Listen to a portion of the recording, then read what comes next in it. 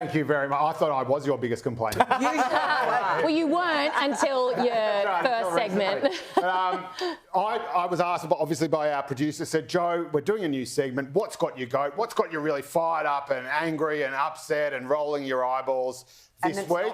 And I just went, Meghan Markle. And sure enough, she never fails to deliver. The second series of her With Love, Meghan is back. And it turns out, just when you thought Meghan Markle couldn't get any more annoying, she also likes green smoothies. Yes. There's no grab of it. Meghan, I know what you're talking about. Goodness. I put myself last night through 2 episodes of this thing, just to see what that wasn't in the That's a commitment. I know. It's on Netflix if you want to go and watch it. She is so fake. So She's just terminally I fake. tried the first series and I think I lasted about, seriously, maybe 7 or 8 minutes, and I thought, I can't do this to myself. Yeah. I'm getting dumber by the second, and I'm going to throw something hard at a very expensive television. Yeah. Welcome back to Meghan and Harry Tales. I'm Adrian, and today we're diving into yet another episode of the media circus, this time starring Sky News contributor Joe Hildebrand. Yes, Joe is back at it again with his favourite pastime, taking cheap shots at Meghan Markle. Now, he says, and I quote, "Just when you thought Meghan Markle couldn't get any more annoying, she never fails to deliver." And apparently, one of his groundbreaking critiques is that Meghan, wait for it, likes green smoothies. Folks, that's the level of journalism we're dealing with. Green smoothies. Seriously? Now here's the irony. Joe Hildebrand wants you to believe Meghan is so annoying that he just can't stand her. But here's the truth. If Meghan were really as irrelevant and unbearable as he claims, he wouldn't be talking about her. Let's talk about the Netflix show. Joe paints it like a disaster, but let's pull back the curtain. Every time Meghan launches something, a documentary, a podcast, a brand, what happens? It trends. It dominates headlines. It brings in numbers. Even the so-called critics can't resist watching because they need content for their outrage machine. They need Meghan to stay relevant. Without her, their shows would be reduced to talking about the weather. And here's the kicker. Netflix keeps renewing, keeps signing deals because the numbers don't lie. Meghan and Harry's content pulls audiences, plain and simple. Critics are quick to label Meghan Markle as irrelevant, dismissing her as someone who no longer matters in the public eye. Yet, paradoxically, these same critics dedicate endless hours and countless headlines to discussing her every move, dissecting her words, and speculating about her intentions. If Meghan were truly irrelevant, why would she remain such a constant focus of media attention? Why would her name spark heated debates and fill airtime across networks? In today's media landscape, attention is the ultimate currency. Stories that are genuinely irrelevant simply don't attract this level of scrutiny or coverage. The fact that Meghan's name consistently generates headlines, trends on social media, and draws in viewers is undeniable proof of her ongoing relevance.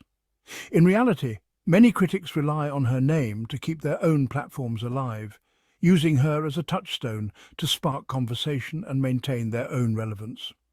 They are quick to create a media frenzy around her, only to turn around and complain about the very noise they helped generate.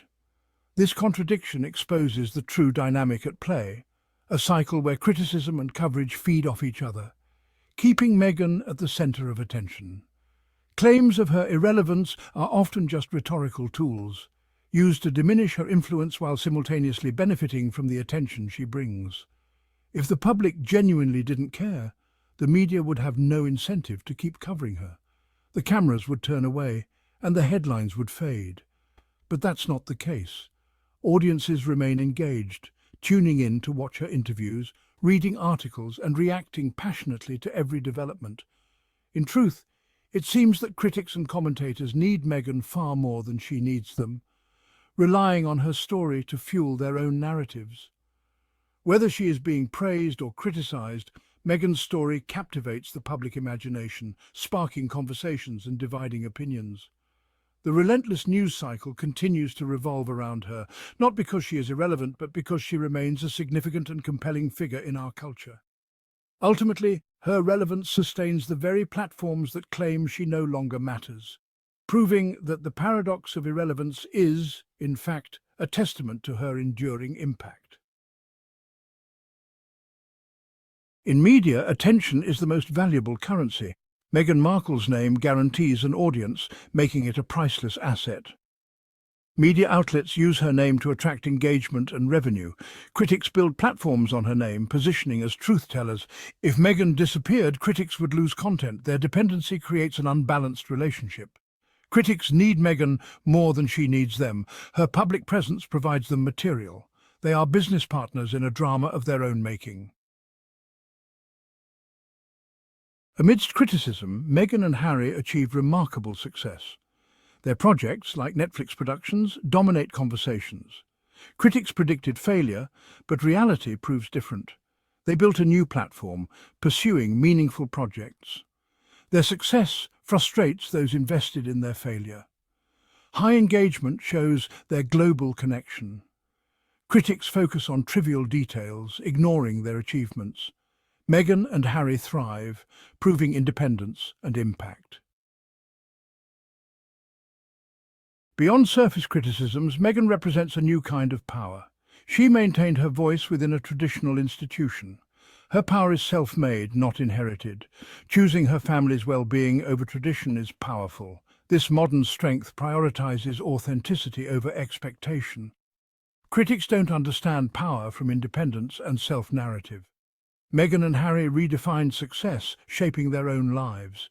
She embodies a cultural shift, challenging traditional roles. Media fixation reacts to her disruptive force. And let's not forget the numbers. Meghan's projects trend worldwide. Her Netflix deals attract millions of viewers.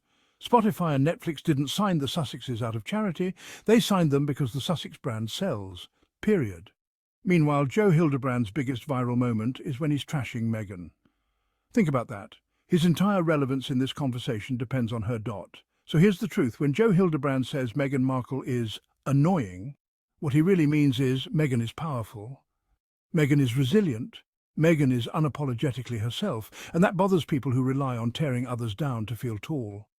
But here's the difference. Meghan doesn't need to attack Joe to win. She wins by thriving, by creating, by living a life filled with purpose. And Joe, he wins by talking about Meghan. That's the reality. So Joe, keep sipping on your bitterness. Meghan will keep sipping on her green smoothie and winning. Thanks for tuning into Meghan and Harry Tales. Don't forget to like, subscribe and share this video, because every time the haters get louder, it's up to us to remind the world Meghan and Harry aren't losing. They're just getting started.